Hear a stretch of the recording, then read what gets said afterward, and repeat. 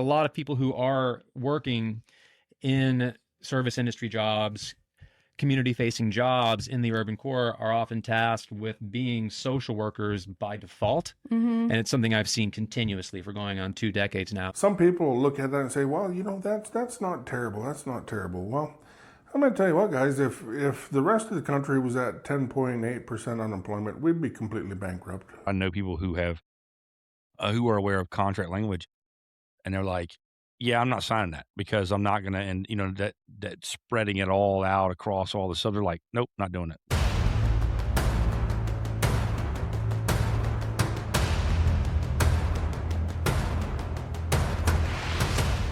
I said, the ladies can be on their own. We don't need a gents group at all. If we go there, they'll talk about men, men, men.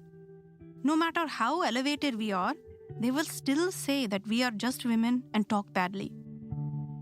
It's hotter than Hades down here. Mosquitoes are large as turkeys, and Tropical Storm Bertha is going to blow in today, too. So it's going real well down here. There was a story of a quartet of loggers who were working up halfway up the coast, and they all of a sudden just said, no, we're going to go. And they downed their tools and left the woods and went to Spain, and only one of them came back. I find it kind of funny that I finally come home after 7 weeks away, just in time for Chris and Patrick to take off to different destinations. So I guess this is payback for me being out of town for so long. No. It is all part of the plan, Harold. It is all carefully calibrated. It is a master plan. So it is all good. I am glad you look years younger, my friend. I think that Florida was aging you prematurely. You probably another week you'd have been playing pickleball like me. Oh my God, yeah. It feels so good to be back in the Pacific Northwest where the high temperatures don't exceed what the low temperatures were in Jacksonville. And I got my hair cut. Oh my God, it had been like 7 weeks since I had a haircut, 2 months, and I was just like, they have barbers in Florida. Do you not know this?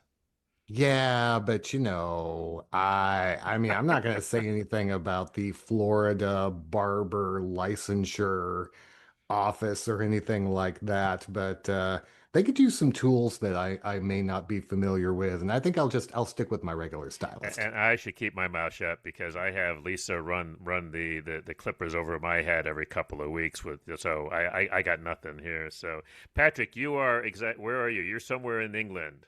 I'm in Dorset. Dorset. In Dorset. Okay. That's okay. Right. And remind me what part of England Dorset is in, because I don't have the geography It's down. in the southwest. Gotcha. I mean, from the furthest, use an American reference, from Plymouth Rock is all the way down in Cornwall, then you get Devon, and then Dorset's the next one along. And is that helpful, Harold? Yeah, that helps a lot, actually. I've been to Devon. So to the east of us is Hampshire, the old Hampshire, the original. Not the new Not the New Hampshire. No, not new. It's not new at all. I guess somebody should probably say, "Welcome to the Labor Radio Podcast Weekly." I guess I did. The international edition of the Labor Radio Podcast Weekly. Patrick, you chose the shows. What do we have on tap? Boiling Point celebrating their 100th episode this year. The segment you're going to hear is Michelle sitting down with Spring, Simon, and June from the Cincinnati Practical Education Coalition, and they're going to talk about the subject of organizing workers specifically in the hospitality and food service industries. So construction contracts are really weird. There are all kinds of provisions in them that the average person would have no clue about. Rusty talks to two people behind a new AI service that aims to demystify them on the wealthy ironworker. If you've been listening to this show closely, you may remember, maybe a month or so ago, we featured an episode of Rework Radio, and they were beginning a series on the life of Mahana Sundari, who you most likely won't have heard of. She's a rickshaw driver in Chennai in India. That was part one. We're returning for the final episode of this three-part series on Rework today. Over here in the West, Blue Collar News, which is produced by the Montana AFL-CIO, is launching a new series on Native workers, their struggles, and their future. On the line, stories of BC workers. They've been away, I think, since April, but they're back with another episode. And in this one, they're going to talk about a particular historical artifact that they found. Then we're gonna head to Chicago, where the Workers' Mic is going to talk about the Ashland Specialty Chemicals strike. Sounds like we got a show, guys. Hey, this is Carmen Rodriguez from El Cafecito del Día. At LACLA, we are proud to be part of the Labor Radio Podcast Network, with more than 200 labor radio shows and podcasts from across the country and around the world. The Labor Radio Podcast Network, where working people speaks. Find us at laborradionetwork.org. You are listening to 88.3 WAIF FM. Welcome to the show, Boiling Point, news and views of working families struggling for justice around the city, around the country, around the world. I'm your host, Michelle Dunn, proud member of CFT Local 1520. So, folks, I got to just say, today marks the 100th episode of Boiling Point since the new crew took over. Now, remember, Boiling Point is, I think, one of the longest standing labor radio shows, definitely in Ohio, Southwest Ohio for sure.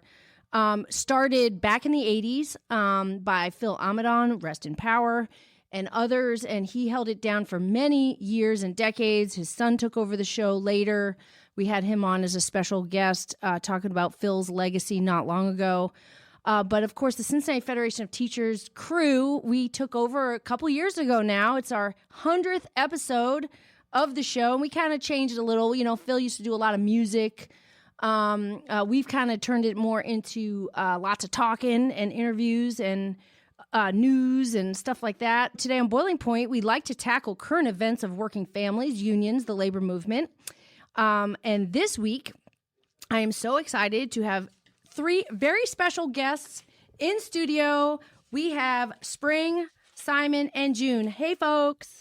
Hey there. Hi. We are trying to provide mutual aid and work with one another in our own hospitality sector through the Cincinnati Practical Education Coalition. So before I dive into why I got involved in this, I really think it's important to highlight, Michelle, what you've been saying about labor and collective bargaining agreements. And it's really important to note that in the food and beverage industry in Cincinnati, and I believe in the entire greater Cincinnati area, correct me if I am wrong, that there are 0 represented shops with a CBA currently.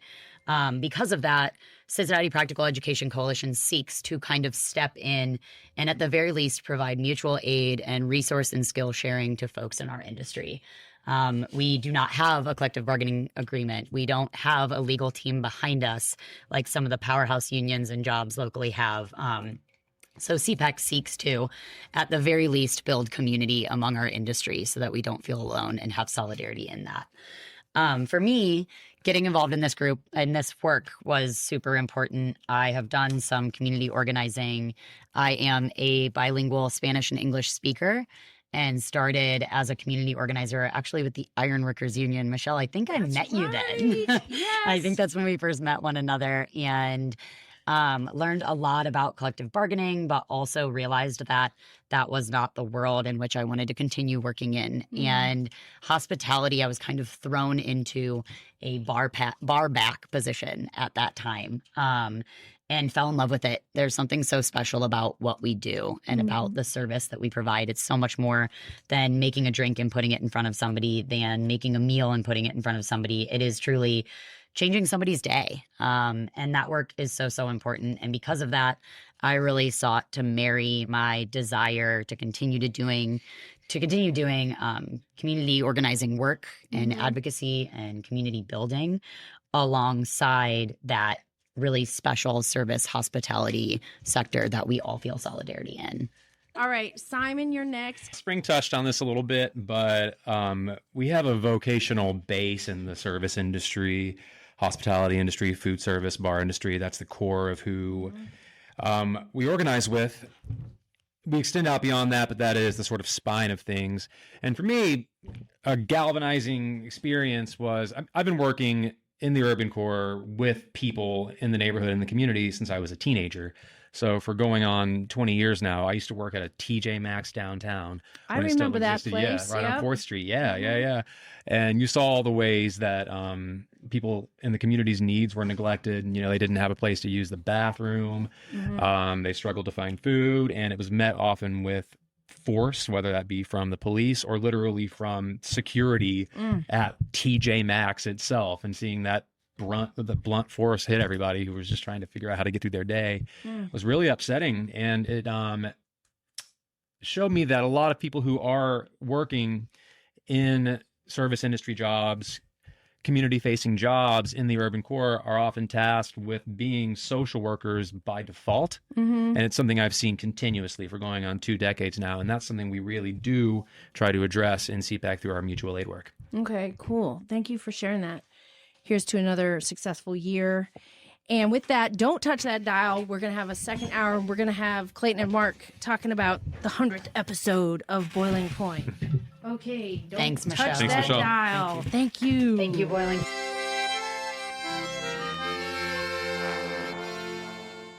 Hey, this is Judy Ansell from the Heartland Labor Forum.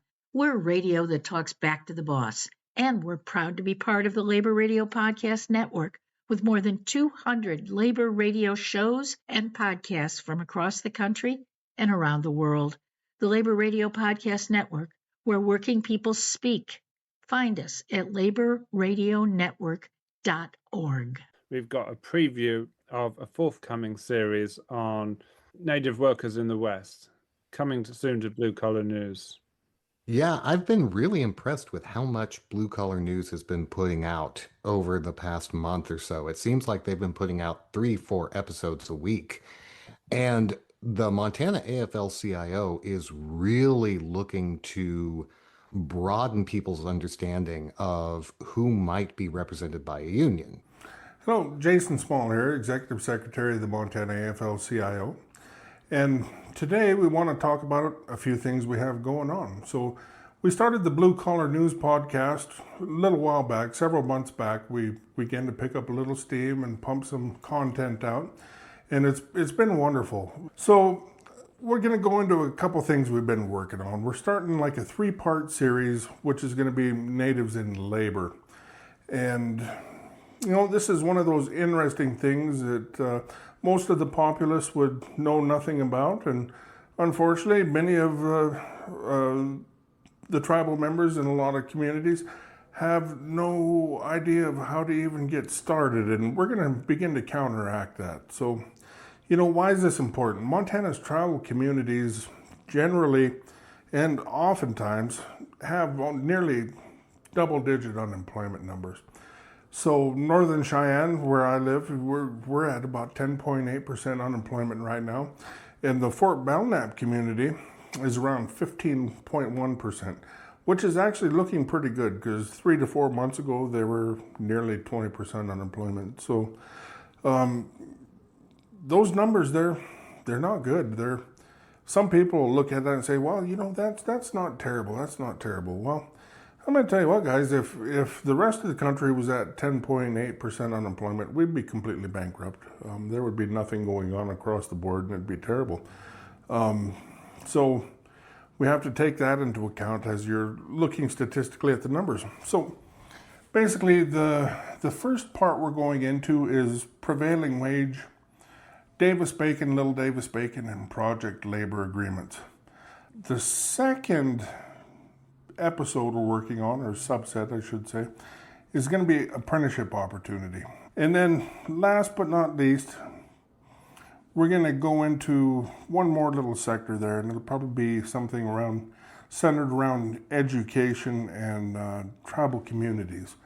So we'll be working on that here in the near future also, and hopefully get you a good package of podcasts put together to listen to for educational purposes and also maybe some enjoyment. Thank you. Hey, it's Chris Garlock from the Labor Radio Podcast Daily. We're proud to be part of the Labor Radio Podcast Network. More than 200 labor radio and podcast shows across the country and around the world. The Labor Radio Podcast Network, where the people speak. Find us at laborradionetwork.org. Up next, talk to me about Fair Build AI, guys. What the heck is Fair Build AI? Well, we're going to find out what Fair Build AI is. So, Rusty on The Wealthy Ironworker tends to talk about important topics in the construction industry. But this show is a little bit different. He actually has some representatives from this new business called Fair Build AI that helps to demystify construction contracts. It's a really useful service for people who just want to get on the job site and get it done, but don't necessarily feel like they understand the legalese in a lot of contracts. We've got a problem with the way payments are being made, and a large part, this is in the construction industry, but the way that payments are being made, and then that also backs up to the way contracts are written. What I'm interested in hearing, and what hopefully the listener will be able to take away, is that you guys understand intuitively that you could be better spending your time elsewhere. In fact, you desperately need to, because sometimes these contracts are written in a pretty slimy way that seem to be entirely one-sided. So, which one of you guys would like to go first and just kind of give a basic introduction before we launch into how you got into this space here? Well, my name is Cheryl Lewis. I'm a CPA and lawyer by background, training, had a number of businesses, and kind of accidentally got into owning a truss and wall panel manufacturing company and framing subcontracting company. And with my legal background, I was used to looking at contracts. And the first time I got one from a major home builder and one from a GC doing a multifamily project, I was like floored with what I was reading. I'd never heard of something where you would agree to send somebody millions of dollars worth of completed wall panels and roof panels, or roof trusses, and then get paid if they got paid. It made no sense to me. Indemnity language that was just outrageous. And I was floored. I did not know what to think of it. And when I talked to others in the industry, many of them were saying, well, we just sign it because we have to. We need the work. And along the way, I met Kendall Hoyd.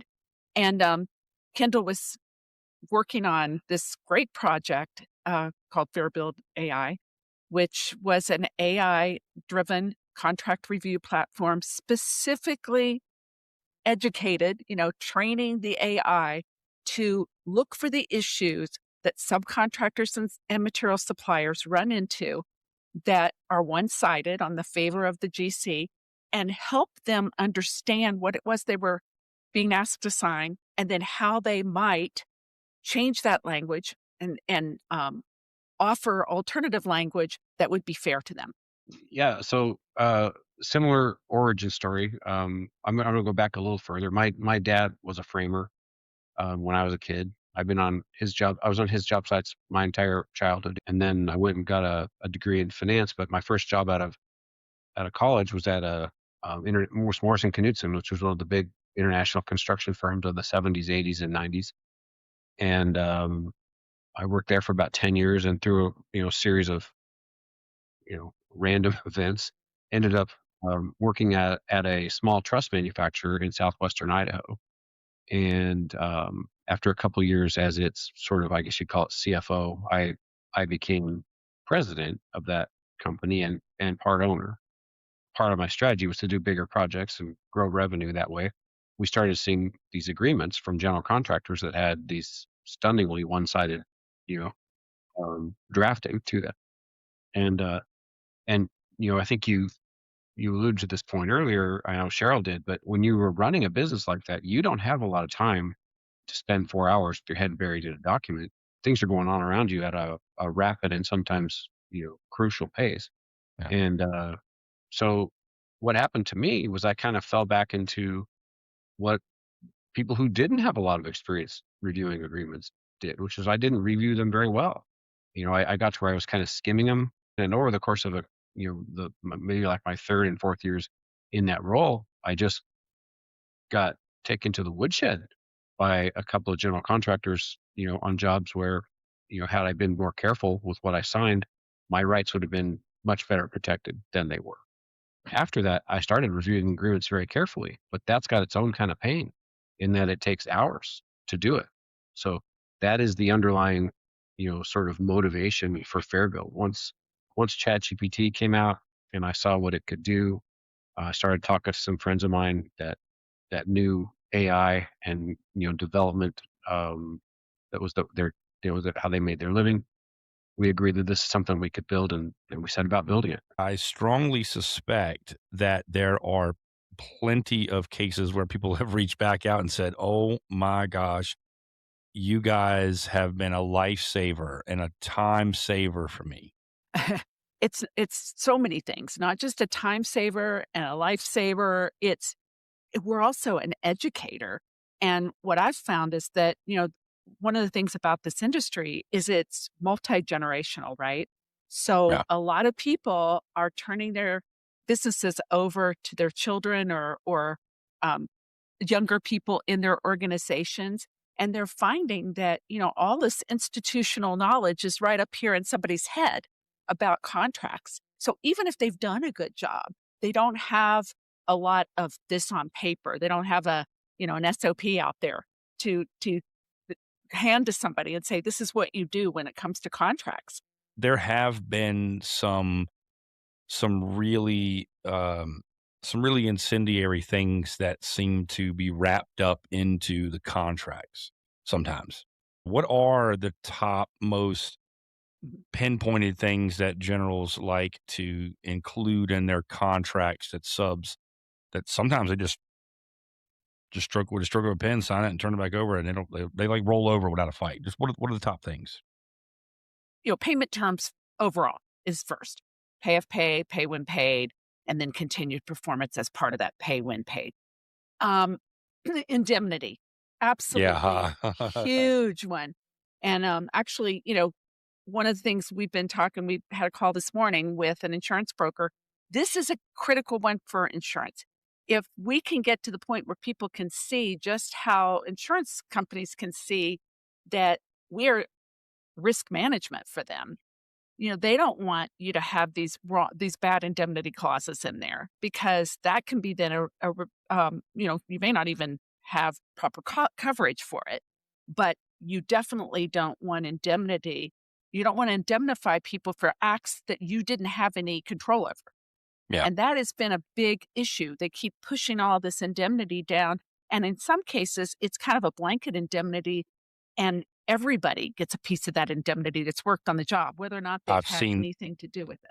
I have seen that. I have, well, not only that, so I don't, get my head into contracts, but I know people who have, who are aware of contract language, and they're like, yeah, I'm not signing that because I'm not going to, and that spreading it all out across all the subs. They're like, nope, not doing it. So we spent 2 years working on axioms that are not just legal axioms that we apply to these agreements, but also business axioms.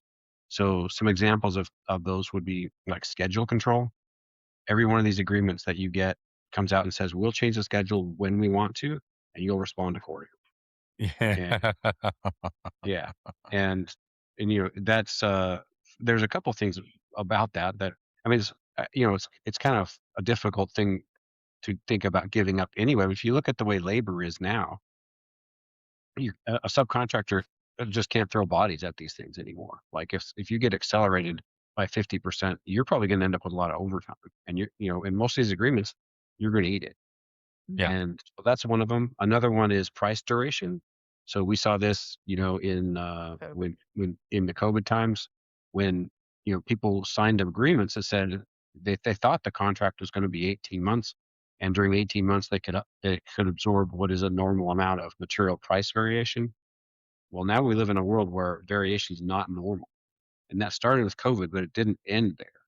Right. And so that's another one where Fairbuild is trained to identify when you're being asked to hold your price indefinitely.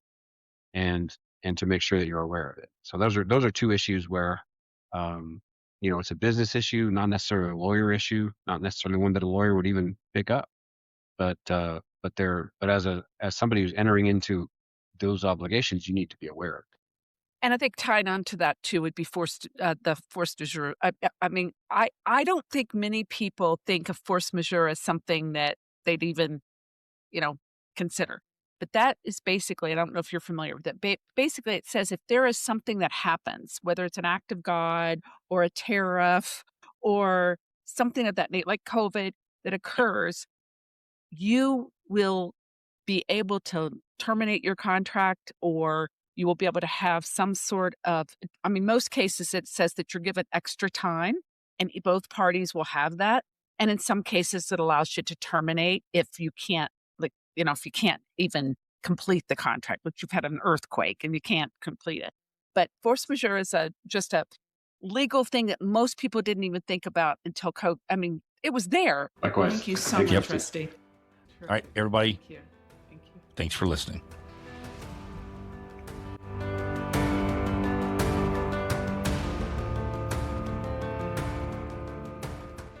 Hello, this is Eric Lee from Labor Start. We're proud to be part of the Labor Radio Podcast Network with more than 200 labor radio shows and podcasts from around the world. The Labor Radio Podcast Network, where working people speak. Find us at laborradionetwork.org. Patrick, you had mentioned this at the top. Just remind folks, what are we going to hear here? That's right. Mohana Sundari is the auto queen. She's a rickshaw driver in Chennai in India. This is the third part of the trilogy on her journey into this male-dominated sector of the Indian economy, which culminates in her becoming the president of Veera Pengal Munnetra Sangam, which is a union dedicated to empowering women in various non-traditional sectors. Yeah, I really love that we had an excerpt from the first episode of this Rework Radio series, and now we're putting in an excerpt in the final episode. It feels like we're really kind of rounding things out here. In Chennai, there are close to 100,000 autos, and 400 of them are driven by women.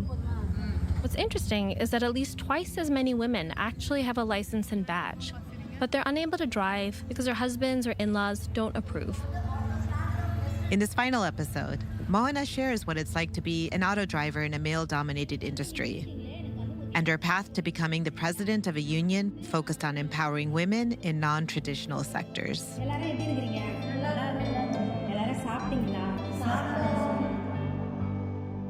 From the UCLA Labor Center, this is Rework. I'm Saba Wahid. And I'm Veena Hampapur.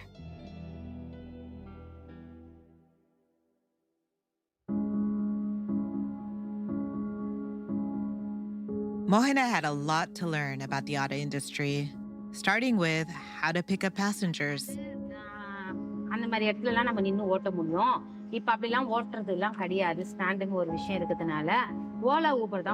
used to be that you could just park near a bus stand and get hired for rides. Now that's not possible. You have to register through ride-sharing apps like Ola or Uber. I borrowed 15,000 rupees, bought an Android phone, inserted a SIM, connected to Ola and Uber, and rented an auto to drive. I am telling you, I've driven all sorts of vehicles, but when I started driving the auto, my hand was in so much pain. In just 3 days, my hands had become completely sore with blisters all over. I was initially unaware of the logistics involved in picking up passengers. I would go and pick up customers from 2 to 3 kilometers away. Then the petrol would be consumed. Time would be wasted. I didn't know all this. When I was driving, I used to see all the auto drivers waiting in line. That's how I met other lady drivers. We had a WhatsApp group to help each other get rides. We began learning the right techniques to earn more during peak hours. Having an auto stand is crucial because it provides a designated place for us to wait and connect with customers, and even a place to eat. But lady drivers haven't found a way to make that happen yet. Right now, we rely on Ola and Uber, which don't give us a proper spot. Wherever we go, we're told, move aside, move aside. The women drivers were contemplating forming a union to access better government support when an existing union reached out to them.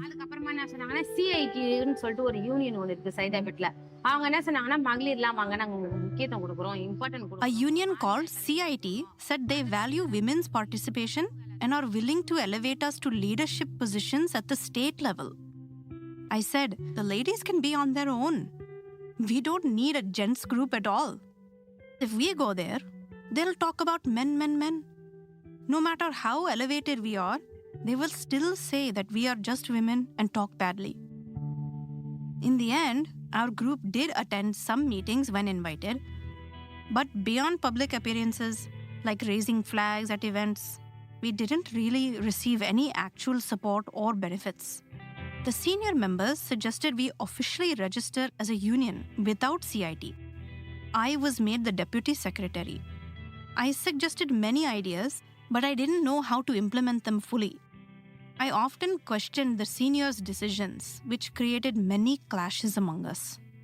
During internal conflicts, people kept making promises but never followed through. Fear spread that if a union or welfare association existed, there would be no work. Men's groups tried to get the women to join them.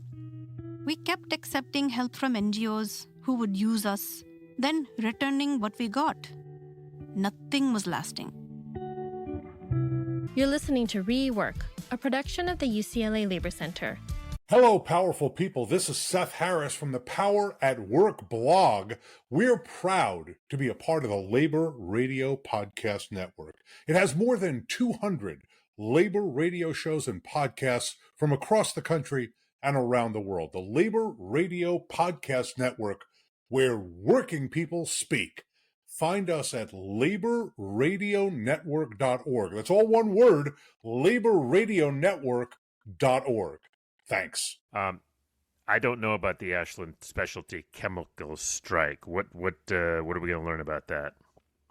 Yeah, I think this is one of the reasons why I really appreciate having the workers' mic in the Labor Radio Podcast Network, because I don't know much about the Ashland Specialty Chemical strike, but the great thing is that Ed and Phil are on the ground there in Illinois, and so they can talk to people who are actually connected to the strike about what the issues are and what people can do to support the workers on strike. So this is one of the great things about having a network that spans not just the entire country, but the entire world. Good morning, everybody. Welcome to the Workers' Mic, powered by the National Coalition of Labor, right here on 720 WGN.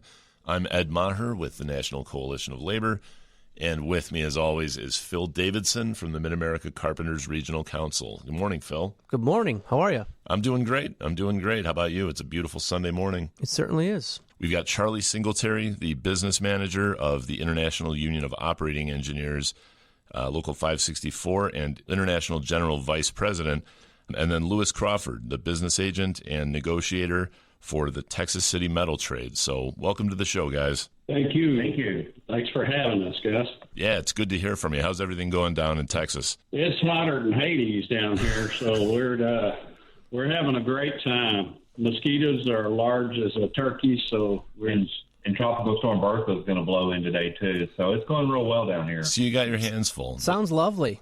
The mosquito is the state bird. It's the state bird of Texas, right? Absolutely. And so Texas City, give me a little bit of a background on that. It's just like a heavy industrial area. Oh, yeah, it's full of chemical plants. Mm-hmm. That's the number one industry, pretty much along the Gulf Coast anyway. But Texas City has a long history of chemical plants. So the company that we're talking about today is Ashland Specialty Chemicals that you've been on strike with. So I guess what does that company do, and what kind of work do the operators do, for Ashland? Sure. Well, they make specialty ingredients for pharmaceutical products, makeup, the ingredients that hold the gel, the pills together, ingredients that go into Ozempic, and hundreds of other things, I'm sure. But that's their line of business. And then the metal trades represents all the crafts in the plant, the operators, the electricians, the machinists, the pipe fitters, the lab, the packagers, and the material expediters. It's 70 bargaining unit jobs. Wow. So Ashland Specialty Chemical is coining money at this point if they're making the ingredients for Ozempic. My Lord. Yeah. So if they're working on Ozempic and other things like that, they're clearly making a lot of money, like Phil said. And I would imagine if you're up for a contract, they've just got to have so much money that they are pouring it out to the members, right? Of course. Yeah, well, that's not what they're telling us. What? Yeah. Maybe we should get them on. Yeah. No, Not a they're lot of money in this broke. Ozempic, fellas. Yeah. They claim their productivity is down 67%. Like every day during negotiations, they talked about that and showed us a slideshow. And so, we tried to work with them in that regard. But, they're trying to do stuff that shouldn't cost them financial anyway, like the cross-craft work, They're trying to gut the contract, and all in the guise of trying to make it more efficient and make more profit. And it's not even as though, in their contract proposals, they're not just trying to hold the union back from asking for more. They're trying to take things that exist today away. Despite the work they're doing, despite the profitability, they're trying to eat into the workers' packages. Am I right? Right. Our intent was to go in and maintain what we had and get a fair contract. And at the beginning, the company had 28 proposals that they put on the table, and all of them were negative. There wasn't anything in there that was a feel-good that we could take back and sing Kumbaya. Everything that they brought to the table was something negative. We tried to massage and work around, and we almost gave up on a few things and went to the table to get the best thing that we could. Well, yeah, it's supposed to work where you give a little, you get a little. There's give and take in negotiations, but it sounds like this is more of a one-way street. And you sort of mentioned a little bit about what their preparations look like, that all of their salaried employees are now working 7 days a week, 12 hours a day, and they've even got their admin staff working in like the packaging facility. Is that right? Yes, the plant nurse is working in the packaging. Yeah, I mean, in various strikes that I've seen over the years, this never works out okay. Everyone thinks that, everyone backfill. Yeah. Well, everybody thinks that everyone else's job is easy, right? Right. We'll get somebody to do your job, but very often it winds up, creating more problems and costing more than it would just cost to pay these workers properly, what they deserve. Give them a piece of the profits that they're creating for the company. Yeah, welcome to real work. Absolutely. And it's got to be unsafe out there. We have folks that tell us that they're not even making any products. They're not able to do anything safely. They're having plant upsets and things that shouldn't happen, because our expertise is running that plant 24 hours a day, 7 days a week. And we didn't want to walk off the job. They put us in this position to walk off, and they still won't get back to us. Well, I'll tell you what, we've got to wrap up and take a quick break, but I wish you guys the very best of luck with FMCS this week. I hope you're able to get a deal that's fair for your members, get everybody back to work, and please keep us posted. And we'd love to kind of follow up with listeners on this as it moves forward. Thank you, brothers, for having us. Yes, thank you, and thanks for letting us come on and tell our story. Absolutely. Keep up the good fight, guys. All right. Well, this was Charlie Singletary and Lewis Crawford. Thank you again so much, and we will be back with more Workers' Mic right after this. Hi, this is Michael Funky from the Radical Songbook on PirateButteRadio.com. I'm proud to be part of the Labor Radio Podcast Network with over 200 radio shows and podcasts across the country and around the world. Tune in, laborradionetwork.org. Power to the workers and their union. All right, next up, Patrick, you've got a really cool one from one of my personal favorite podcasts, On the Line, that has to do with a rare hand-painted fan, and I am wondering what that has to do with labor history. Yeah, I really love this one. This is an artifact that has been uncovered, and it's part of the collection. I don't know if it's actually part of the collection. I know the show notes said it was donated to the Vancouver Museum. Okay. If that means anything. That helps then. Let's go with that. This is an artifact in the Vancouver Museum, and Rod is going to discuss this fan with historian David York. The fan has been signed by Canadian volunteers to the international brigades in the Spanish Civil War. So they're going to explore how these fans were created as mementos of the war itself, and who and why volunteered in 1937.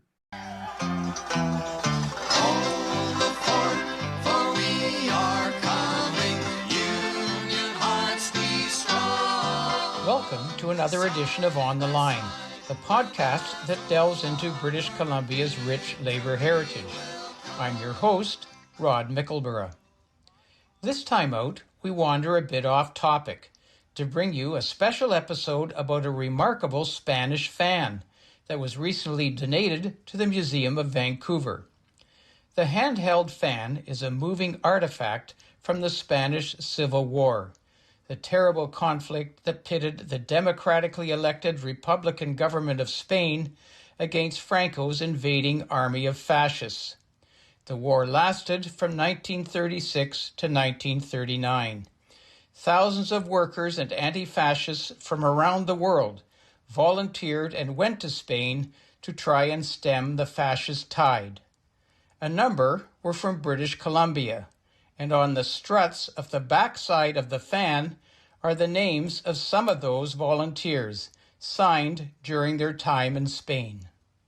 The museum contacted the BC Labour Heritage Centre about the fan, and we brought it to the attention of retired labour lawyer and historian David York, a walking encyclopedia about the Canadians who fought in Spain and the war itself.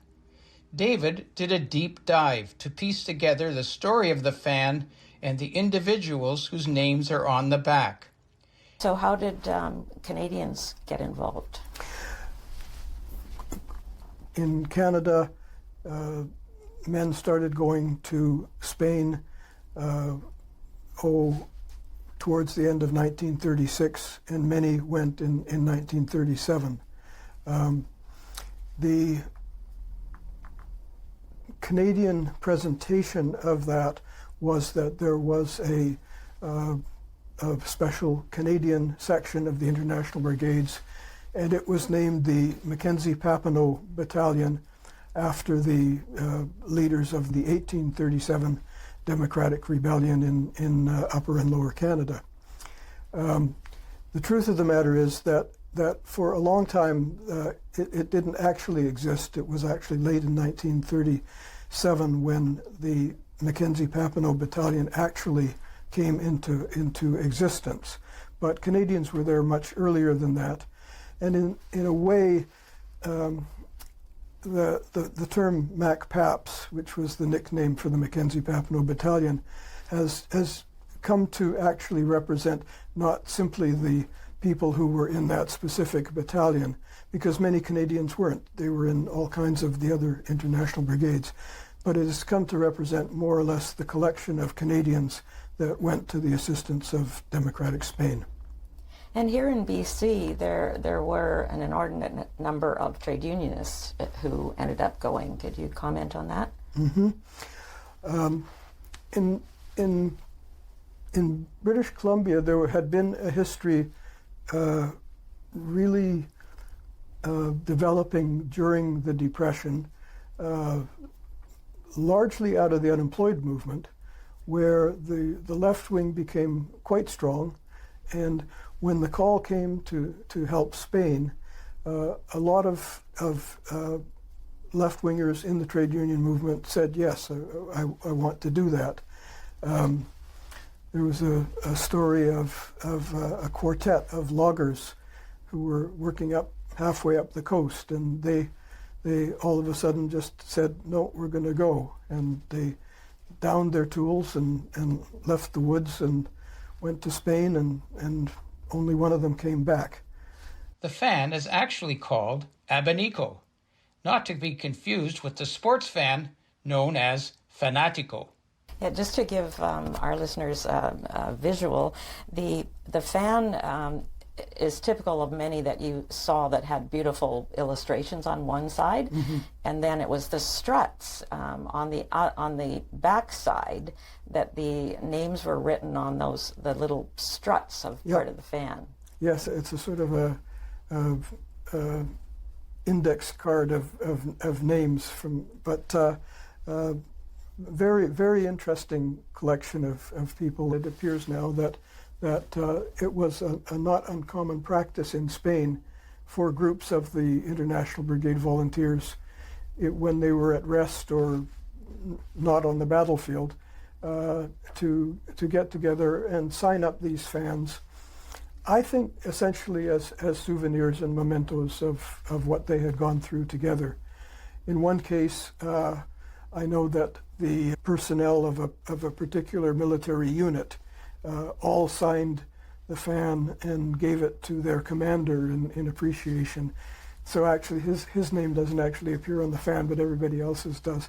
But there are a number of instances that we know of now of the volunteers getting together and putting their names on this fan as a statement of them having gone through this struggle together.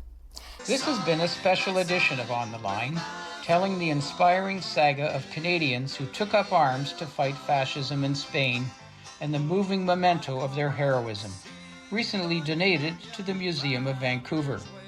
A big thanks to the museum for giving us the first chance to tell the story of the fan, and to the amazing David York, who did the research. All right, you know what time it is, guys. Well, there were a lot of good shows released over the past week, but of course we didn't have enough space in the weekly to put them all in, so must be time for shows you should know. Oh, I think you can sell it better than that, Harold. Come on. Shows you should know. Wow, wow, wow. All right, let's do these straight. I'll lead off. Paul Prescott and Unite Here Local 274 member Kathleen Householder discuss why hotel and stadium workers were the real World Cup winners on the Labor Notes podcast. Yeah, they were. They flexed a lot of muscle. The Heartland Labor Forum shares the story of Kevin King, who went from a union leader to mayor of Independence, Missouri, and runs down amendments number 4 and number 5 on Missouri's August 4th ballot. And Patrick?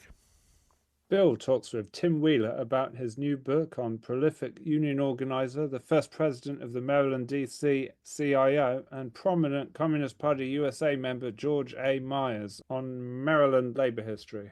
All right.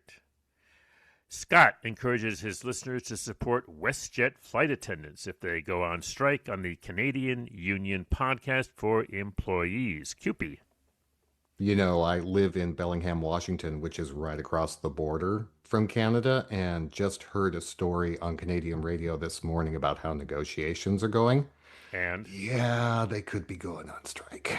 Okay, then. Stay tuned. Stay tuned. And here's a great example of Labor Radio Podcast Network symmetry. Working Voices out of LA shares an interview with Union or Bust's Chris Lopez and interviews from the CNH strike in San Francisco. We're all about synergy, people. All about synergy. And that's a wrap for this week's Labor Radio Podcast Weekly, your roundup from more than 200 shows in the Labor Radio Podcast Network. Find links to every show at laborradionetwork.org and follow hashtag LaborRadioPod on Blue Sky, Facebook, Instagram, and even that social media service that used to be called Twitter. I mean, you keep on posting there every week. Thank you. I don't like it. I feel dirty afterwards, but you know, you go where the people are, I guess. In the bots. Tell us what you think. Info@laborradionetwork.org. You can support the network with union-made t-shirts, 2 colors, all sizes at laborradionetwork.org. And you know, we are all about organized labor, so you better believe this podcast is recorded under a SAG-AFTRA collective bargaining agreement. And the show is produced by me, Patrick, and Harold. Stay active. Stay tuned to your local labor radio or podcast show. And I'm sure we'll see you again next week. But God knows where we'll be. That is actually true. I do not know where I will be next week. I'm heading. I'll probably be in Rochester, actually. Is probably where I'll be. I'm not sure either. I mean, I'm home and I don't know where I am.